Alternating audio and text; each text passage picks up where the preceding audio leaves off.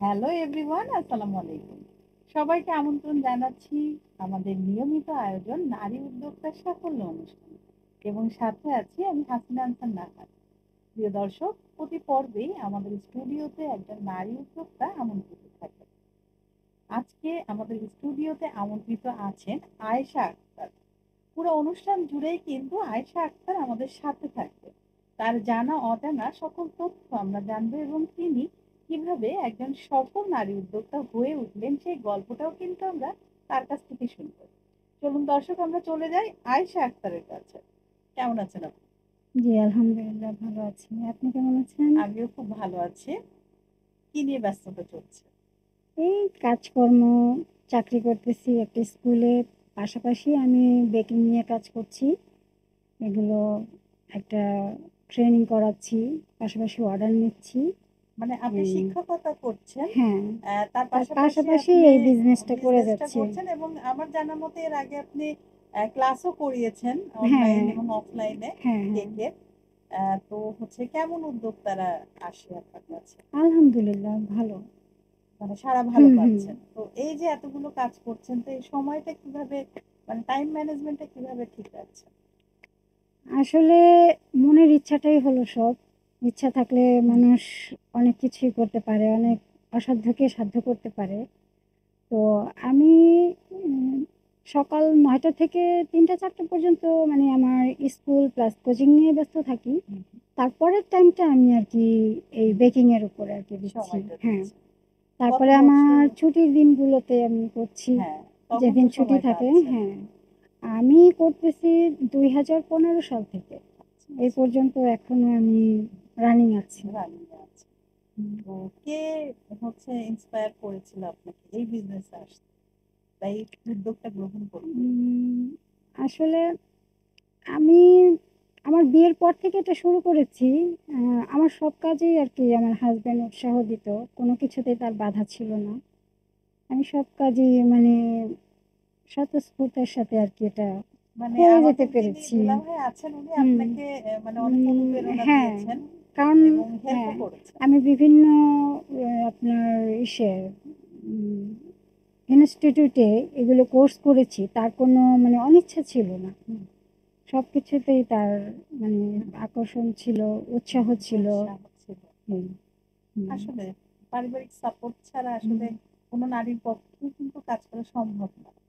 আমার বাবা-মা আছে, ভাই-বোন হুম। আছে, সবাই আমাকে মানে মানে উৎসাহ আপনার দেয় বাবার করার বাড়িতে জন্য।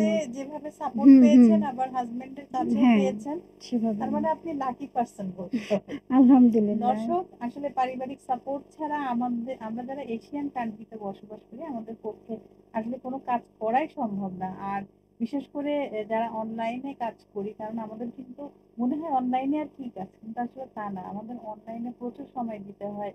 এই যে যারা অর্ডারটা দেন তারা যে বিষয়গুলো বলেন, যে মেসেজগুলো দেন সেগুলো পড়তে হয়। তার সাথে কমিউনিকেশন করতে হয়। কি ধরনের জিনিস চাচ্ছেন, মানে এখানে অনেকগুলো কথাবার্তা বলতে হয়। প্রায় ২-৩ ঘন্টা এই কনভারসেশনেই হুম। মনে হয় চলে যায়। তারপরে গিয়ে হয়তো একটা রেজাল্ট আসে।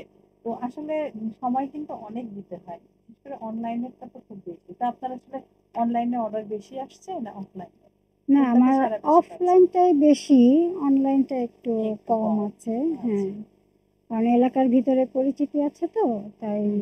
আরকি মানে অফলাইনটাই আপনার হচ্ছে বেশি। রিপিট যেহেতু কাস্টমার। আমি হুম। একটা স্কুলে আছি, আমার সেখানেও একটা পরিচিতি আছে। ওইখানে একটা ইয়ে পাই, আমি সাপোর্ট পাই হুম, ওইখান হুম, থেকে। হুম, প্রত্যেকটা গার্জিয়ান আমাকে হুম, মানে ইয়ে করে, উৎসাহিত হুম, করে এবং তারা আমার কাছে আসে।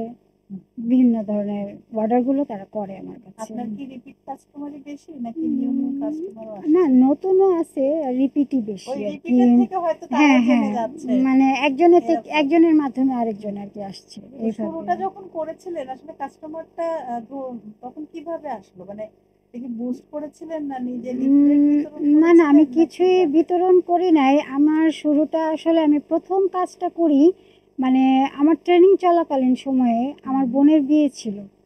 বোনের বিয়েতে আমি ফার্স্ট একটা ২ পাউন্ডের কেক বানিয়েছিলাম ওর হুম, গায়ে হলুদের হুম, হুম, অনুষ্ঠানে। ওইখান থেকে আরকি অনেকে দেখে তখন থেকেই আরকি মানে অফলাইনে আর কি অর্ডার মানে শুরু দেখে হয়। বলে আপনার হ্যাঁ, খাবারের মানে স্বাদ নিয়ে টেস্টি, তারা হ্যাঁ, হ্যাঁ। মুগ্ধ হয়ে তারপর হুম, আপনাকে অর্ডার করে, এভাবে আপনার এইভাবে আর রিপিট কি কাস্টমার আমি, চলে আসে। হ্যাঁ, বিষয়টা এটাই। এরকম। হ্যাঁ, হ্যাঁ। তো ১ম ছিল। আপনার কি মনে হয় যে অনলাইনে ব্যবসাটা সহজ না অফলাইন? আসলে সহজ বলতে যেটা আসবে সেটাই হলো আমার মানে সাকসেস। আপনাকে হুম। বুঝতে, তাদের সাথে কনভারসেশন করতে, যোগাযোগ রাখতে কোনটা আপনার কাছে সহজ মনে হয়? কোন আমার মাধ্যমটা? কাছে ২ টাই সহজ। যেটা আসবে সেটাই সহজ হবে। মানে আমার আপনি কাছে হচ্ছেন কাজ আমি, পাগল মানুষ। হ্যাঁ, আমি যেটায় সাড়া পাবো আমি সেটাই। সেখানেই যোগ দিব। আচ্ছা, আচ্ছা। এটাই আরকি। তো আপনি যখন নতুন কিছু তৈরি করেন, তখন কি সবসময় ব্যবসার কথা মাথায় রাখেন নাকি একেবারে নিজের মনের মতো করে কাজ না, করেন? আমি ভাবি যে যেমন আমার পরিবারের বাবা-মা, ভাই-বোন, ছেলে-মেয়ে যেভাবে খাবে হুম, জিনিসটা, আমি সেভাবে প্রপার ওয়েতে হাইজিন মেইনটেইন করে আমি সেভাবে তৈরি করার চেষ্টা করি। বাহ! মায়ের হুম। হাতের ছোঁয়া। আসলে দর্শক, আমরা যখন হচ্ছে অর্ডারের যে খাবারগুলো তৈরি করি, সেটা কিন্তু ওই সময় আমাদের বাসার রান্নাটাও সেটার মধ্যেই রাখি। মানে সেই খাবারটা কিন্তু আমাদের বাসায় ওঠাই। সো এখানে কিন্তু মায়ের হাতের একটা ছোঁয়া থাকে। হোমমেড খাবারের কিন্তু এজন্য একটু দামটা বেশি থাকে। কারণ আমরা হাইজিন, হ্যাজার্ড মেইনটেইন করে আমরা যে উপকরণগুলো কিনি সেগুলো কিন্তু মানসম্মত। হ্যাঁ? A category, B category, C ক্যাটেগরির কিন্তু উপকরণ পাওয়া যায় বাজারে। আপনি আপনার খাবারের মানটা আসলে কিভাবে ভালো রাখবেন সেটা আপনার উপর। সেই হিসাবে কিন্তু আপনার কাস্টমাররা আসে। এজন্য দামের কিন্তু হচ্ছে মানে হেরফের হয়। একটু বাড়ে একটু কমে। কারণ আপনার উপকরণের কস্টিংটা যখন একটু হাই থাকে, সেক্ষেত্রে কিন্তু হোমমেড খাবারগুলো একটু দাম বেশিই হয়।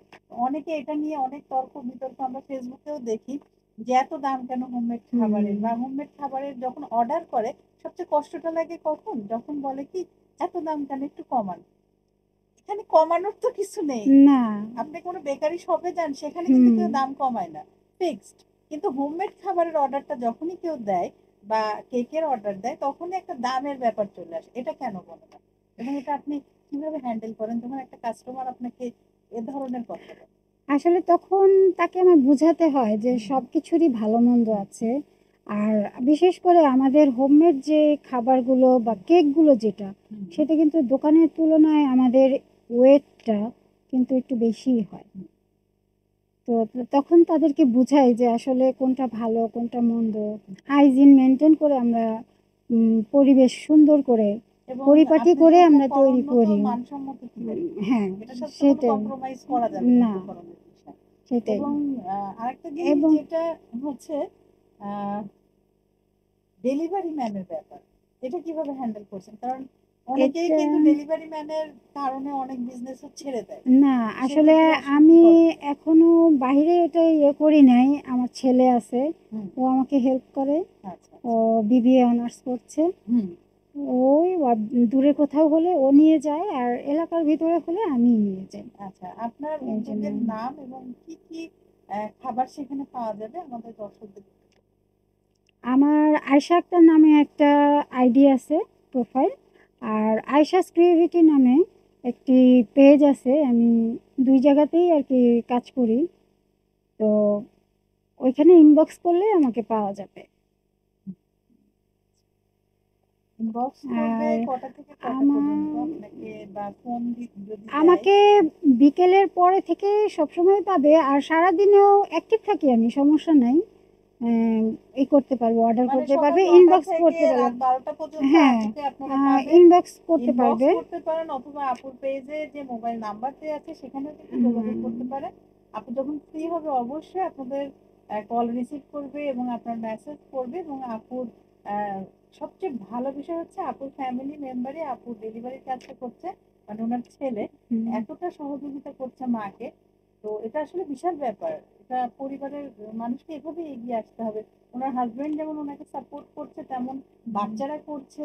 তো এভাবে যদি আমাদের হুম, পুরো ফ্যামিলিটাই সাপোর্টিভ হয়, সেক্ষেত্রে একজন নারীর পক্ষে অনেকগুলো কাজ একসাথে ম্যানেজ করা সম্ভব। উনি স্কুলে শিক্ষকতা করছেন, আবার ঘরের কাজ করছেন, আবার উনি বেকিং সেক্টরটা দেখাশোনা করছেন, আবার মেয়েদের প্রশিক্ষক হিসেবেও কিন্তু উনি আছেন বেকিং সেক্টরে। তো আসলে একজন নারী অনেক কিছুই করতে পারে, তার প্রতিভা অনেক, বাট তাকে এই যে সাপোর্টটা দেওয়ার মানুষ লাগবে। আচ্ছা, সাপোর্ট তো অনেক শুনলাম। আপনি একজন সফল নারী উদ্যোক্তা এবং সফল শিক্ষিকা। কিন্তু এই যে জার্নিটা এটা তো এত সহজ ছিল না। তো এই না, জার্নির পেছনের গল্পটা আসলে একটু আমরা জানতে চাচ্ছি। আসলে সবকিছুরই মানে একটু যায়, কষ্ট হয়। একটু চ্যালেঞ্জ তো আছে। সফলতা উম অর্জন করতে গেলে অনেক কিছুই ধৈর্য সহ্য করে তারপরে করতে হয়। হুম, আমি যখন এটা করি তখন আমার বাচ্চারা ছোটই ছিল। হুম, তো ওদেরকে স্কুলে আনা নেওয়া করতে হতো, সংসার মেনটেন করা লাগতো। হুম, দেখা যাইত আসলে আমার হাসব্যান্ডের ধৈর্য ছিল বলে আর আমার প্রতি তার মানে অনুপ্রেরণা ছিল বলে আমি কাজটা করতে পেরেছি। হুম, দেখা গেছে যতই ঝড় বৃষ্টি আসুক আসুক আমার মাথায় একটাই চিন্তা যে আমার কাজটা আমাকে করতেই হবে। হুম। যতই বাধা আসুক, আসলে বাধা আমার জীবনে আসে নাই। তো তারপরেও পারিপার্শ্বিক দেখা গেছে অনেক সমস্যার মধ্যে আচ্ছা, পড়তে এই যে হয়েছে। আপনি শিক্ষকতা করছেন আবার এগুলো করছেন, নিশ্চয়ই কটু কথা তো বলেছেই কেউ না কেউ, আত্মীয়-স্বজন বা আপনার ফ্রেন্ড সার্কেল। তো সেগুলো কিভাবে হ্যান্ডেল করেছেন? আসলে সবাইকে বুঝাতাম যে দেখো, যখন তুমি কোনো সমস্যায় পড়বে তখন কেউ তোমাকে হেল্প হুম, করতে আসবে না, তোমাকে কটু কথা শোনাবে, নীতি কথা শোনাবে। কিন্তু তোমার নিজের যদি একটা যোগ্যতা থাকে, মহাবিপদের সময় তুমি সেটাকে কাজে লাগিয়ে হুম, নিজে সফল হতে পারবা। রাইট। কারো দ্বারস্থ হতে হবে না, কারো কাছে হুম, যেতে হবে না, কারো সেটাই। উপর নির্ভরশীল থাকতে হবে না। যদি আমার অবশ্যই। নিজ যোগ্যতা থাকে, হুম, আমি যে কোনো বাধাকে পার করতে পারবো। একদম। নিজের প্রতি আত্মবিশ্বাস হুম, থাকতে হবে। যে আমি কাজের এটা প্রতি পারবো। ভালোবাসা থাকতে হবে। সেটাই। মনোবল থাকতে হুম, হবে। যে আমি নারী, আমি সব পারি। হুম, কথা আছে না? তো নারীরা আসলে যেমন ঘরকে সামলায়, যেমন আপনি ঘর হুম, সামলাচ্ছেন, আবার শিক্ষকতা করছেন, আবার নিজে উদ্যোক্তা হয়েছেন, আরো উদ্যোক্তা তৈরি হুম, করছেন। এটা আসলে ওই যে নিজের ইচ্ছা ইচ্ছা শক্তিটা থাকতে সেটাই। হবে। তো একজন নারী উদ্যোক্তা হিসেবে কাজ করতে গিয়ে আসলে সমাজ আপনাকে কেমন চোখে দেখে? এবং তারা কি সহজ করে দেখেছে নাকি কঠিন করে? আসলে সবাই তো আর হয় না। কেউ, কেউ আছে কটু কথা বলে যে, মেয়ে মানুষ হয়ে বাইরে এগুলো কি যাচ্ছ। মেয়ে মানুষরাই বলে হ্যাঁ, নাকি পুরুষ না, মানুষরা? আছে কিছু, কিছু নাকি মিলিত পুরুষেরাও বলে পুরুষেরাও যে বলছে? দেখা যাচ্ছে তাদের ঘরের গৃহিণীরা বের হচ্ছে না। তখন বলে সে জায়গা যে থেকে সে হ্যাঁ, হয়তোবা সে মাইন্ড হয়তো করে। হ্যাঁ, মাইন্ড করে যে আপনি বাহিরে যাচ্ছেন, দৌড়াদৌড়ি করছেন, অর্ডার নিচ্ছেন। মাঝে মধ্যে আমি মেলায় বসি, মেলাতেও মানে আসলে বসছি আমাদের যে সমাজে কি পুরুষরা ওই জায়গা থেকে এখনো বের হয়ে আসতে পারেনি যে একজন নারী ঘরে কাজ উম করে বাইরে কিছু করতে পারে? এটা কি আসলে পরিবর্তন হয়নি? আপনি কি না, মনে করেন? পরিবর্তন এখনো পুরোপুরি হয়নি।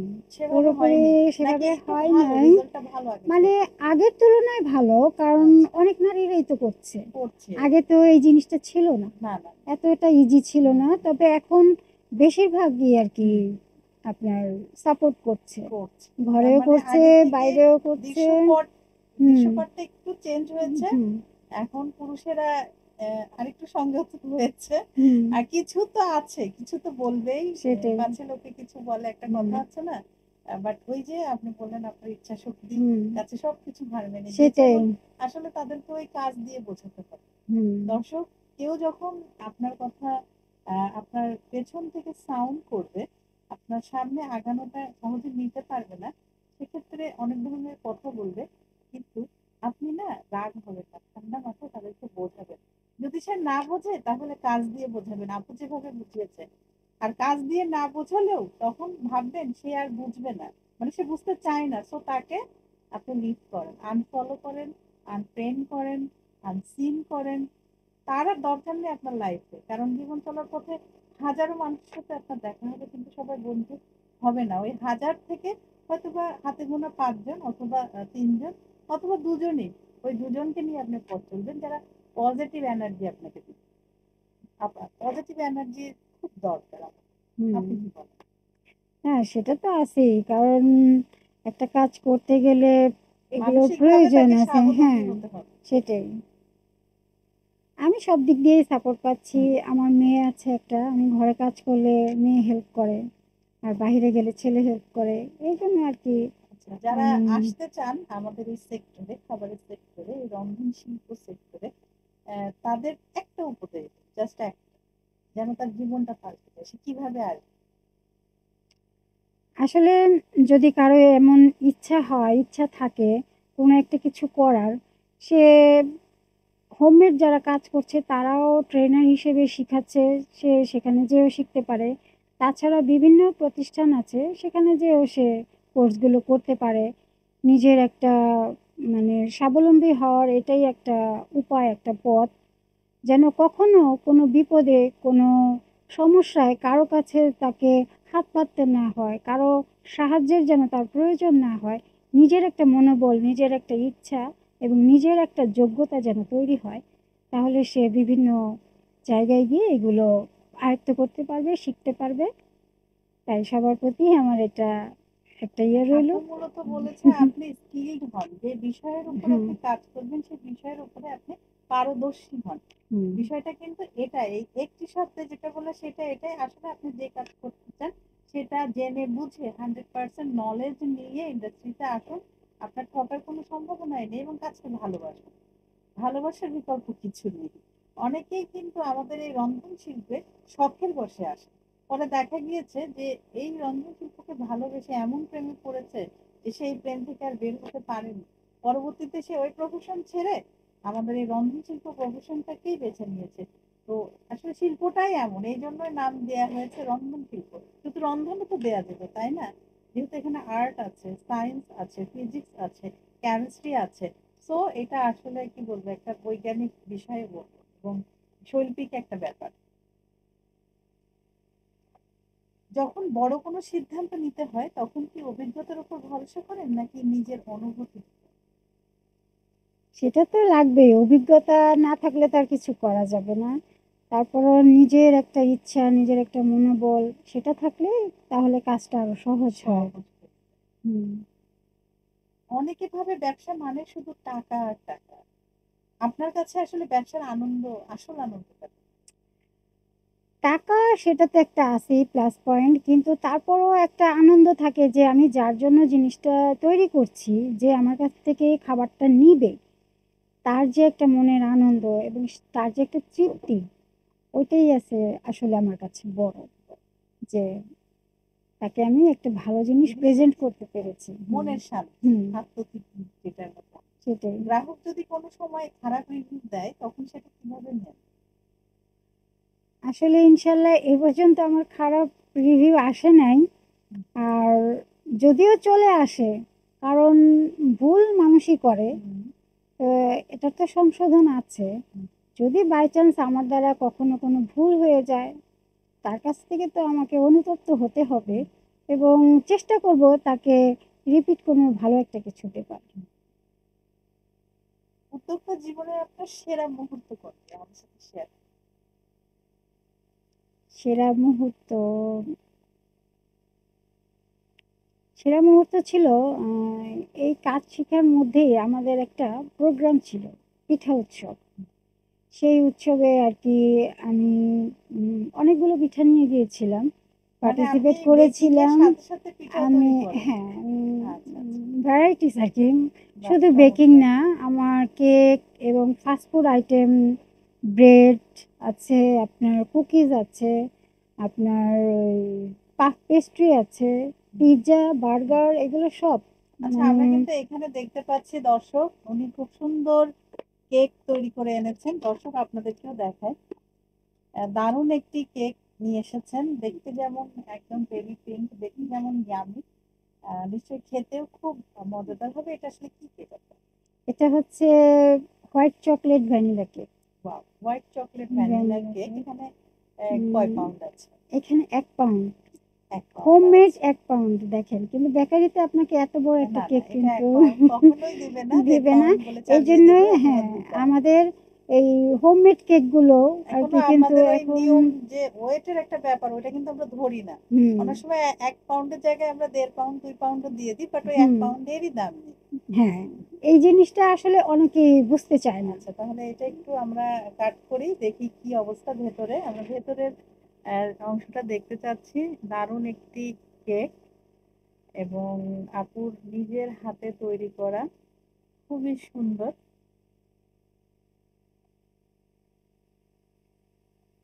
বাহ, চমৎকার। হ্যাঁ, ভেতরের হচ্ছে লেয়ার গুলো দেখেন কতটা সুন্দর। আর আপু ধরেও রয়েছে কেকটা। খুবই দারুণ। আমি জাস্ট একটু টেস্ট করে দেখি। ওয়াও! কি বলবো দর্শক? দারুণ একটি ভ্যানিলা চকোলেট, মানে চকোলেটের ছড়াছড়ি। যারা চকোলেট লাভার আছেন যেমন আমি, হোয়াইট চকলেট। হ্যাঁ, তাও আবার হোয়াইট চকোলেট আসলে লাভার আমি ভীষণ। কারণ আমার বাসায়ও আমার বাচ্চারাও কিন্তু হোয়াইট চকোলেট প্রচুর পছন্দ করে। যারা হোয়াইট চকোলেট লাভার আছেন তারা এই ভ্যানিলা হোয়াইট চকোলেট কেকটি আপনারা চাইলেই কিন্তু আপুর পেজে নক করতে পারেন, আপনি বক্স করতে পারেন অথবা কল করতে পারেন।